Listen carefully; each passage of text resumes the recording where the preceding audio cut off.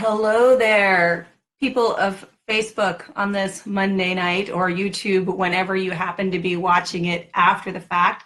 This is Linda Stacy of Living Blueprints, and I lost my voice this weekend. It was much worse yesterday, but I am plugging through, and thank goodness the husband isn't in town, so I don't have to talk very much until I go into the office tomorrow. I just wanted to check in and share a couple of observations of some of the things that came up over the weekend for me and for the groups I was working with, and it really relates a lot to what we're doing here with the Optimized You book. Here it is, sorry. The Optimized You book series, and all that's going on with that and the types of tips that I brought into my life and am helping to bring into other people's lives.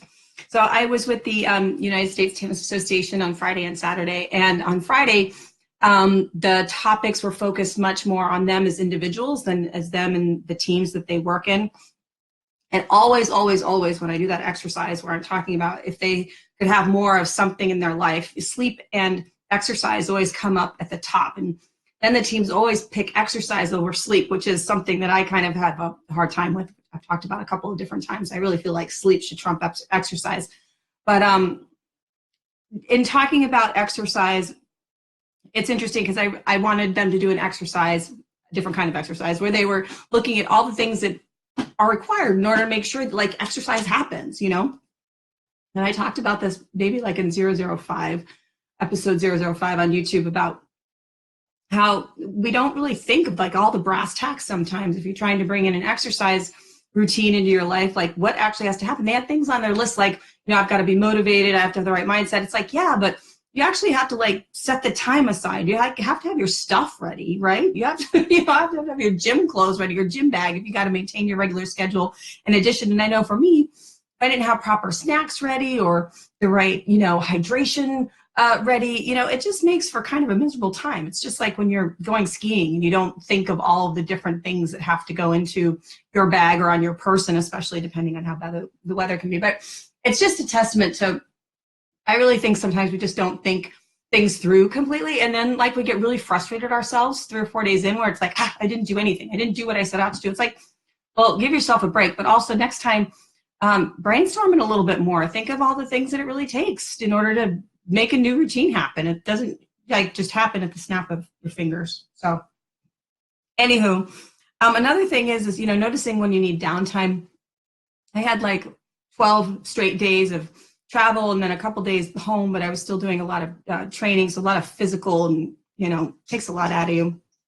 And then this right after it, the USTA event is what I'm referring to when I say this, and just knowing that I was going to hit a wall on Sunday and really not worrying about it. And so it was nice because I came home and I did literally nothing all day, and it was like the best day ever. And some days you just have to have those completely zero expectation days. Now, what I did do along the way, though, as I jotted down things on my calendar for the Sunday and Monday, so yesterday and today, of things that I couldn't really deal with until all of that other marathon was over. Actually, chapter 9 of this book is about marathons and these types of times in your life. You really don't have time for other stuff. You just have to kind of get through what you're getting through. And jotting things down can help so that, you can at least do a few things right away when the time frees up.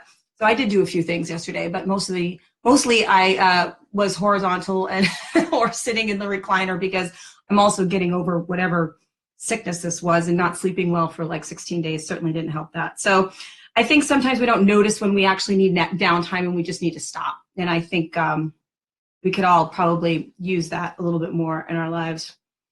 And the final thing, I'm going to do chapter 4 of the book on Thursday night at 7:30.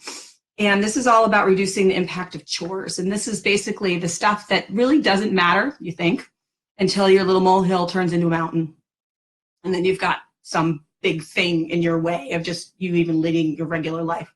So we're going to talk about ways of making systems out of things that are annoying, but really don't seem to have a lot of significance in your life. Thursday also happens to be my 10-year anniversary.